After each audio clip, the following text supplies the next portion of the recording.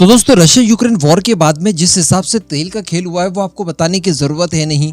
पृष्ठभूमि लगभग आप सभी लोग जानते ही हैं। इस दौरान भारत को रशिया की तरफ से भारी डिस्काउंट के ऊपर क्रूड ऑयल बेचा गया और भारत की तरफ से भी डिस्काउंट का जबरदस्त फायदा उठाते हुए इतना ज्यादा तेल खरीदा कि जो यूरोप किसी जमाने में रशिया से खरीदा करता था नजदीकियों की वजह से, उस रिकॉर्ड को भी हम लोगों ने तोड़ दिया। और यहाँ तक कि पिछले महीने भारत ने चाइना से भी ज्यादा कच्चा तेल रशिया से खरीदा।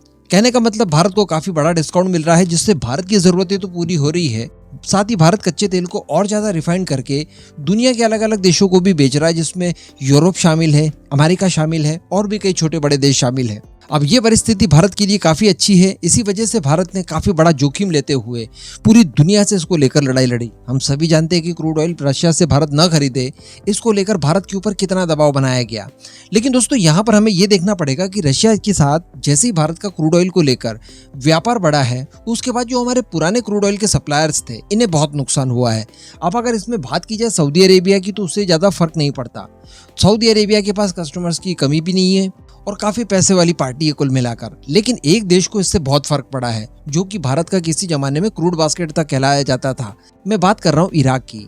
इराक से 2001 में भारत ने तेल खरीदना शुरू किया और वर्तमान स्थिति देखी जाए तो अभी भी 34% जो भारत की कुल जरूरत है उसका इराक ही सप्लाई करता है, क्योंकि भारत कुल जरूरत का 84% बाहर से खरीदता है, बाकी का घर पर ही तैयार किया जाता है। तो इस 84% में से भी लगभग 34% इराक से हम लोग खरीदते हैं। लेकिन चूंकि रशिया से इतना ज्यादा क्रूड ऑयल हम लोगों ने खरीदा कि इसके चलते हम लोगों ने इराक को भी नजरअंदाज किया। अब इससे हुआ है इराक को भारी भरकम नुकसान। अब इन चीजों को लेकर भारत के वाणिज्य मंत्रालय की तरफ से कुछ आंकड़े भी दिए गए हैं और बताया जा रहा है कि तेल के एक्सपोर्ट में रशिया से मिल रही कड़ी टक्कर के बाद भारत को निर्यात किए जाने वाले इराकी तेल की कीमतों में गिरावट दर्ज की गई है। जी हाँ, भारत ने जनवरी के महीने में इराक से $78.92 पर बैरल के हिसाब से तेल खरीदा था, जबकि हम लोगों ने फरवरी में जो इराक से तेल खरीदा वो एवरेज $76.19 पर बैरल के हिसाब से था। कहने का मतलब रशियन तेल की वजह से कंपटीशन बढ़ा और इस तरह से इराक के कच्चे तेल की कीमतें गिर गई।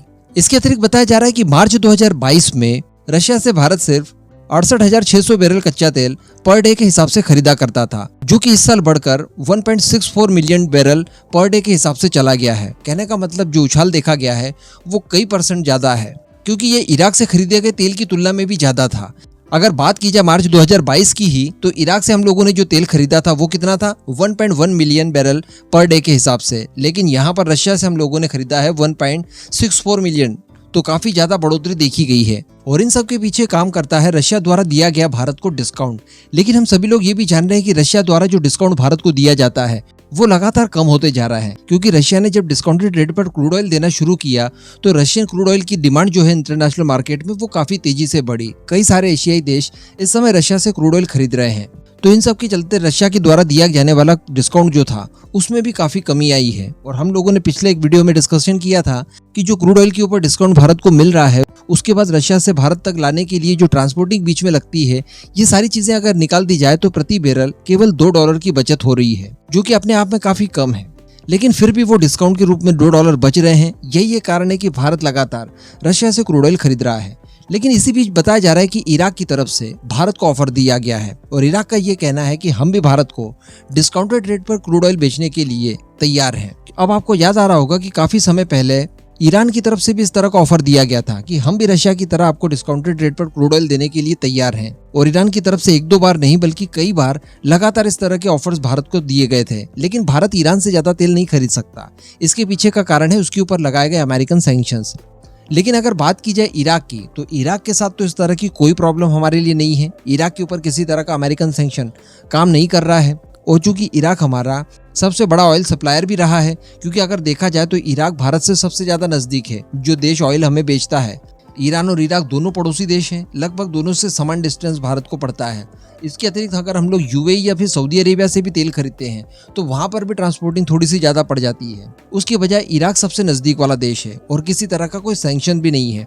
तो ये भारत के पास एक बहुत ही अच्छा अवसर होगा कि अगर इराक भी रशिया की तरह हमें डिस्काउंट देना शुरू कर दे तो भारत की काफी कुछ ट्रांसपोर्टिंग बच जाएगी और इराक द्वारा दिया गया छोटा सा डिस्काउंट भी रशियन बड़े डिस्काउंट की तुलना में काफी ज्यादा बड़ा होगा।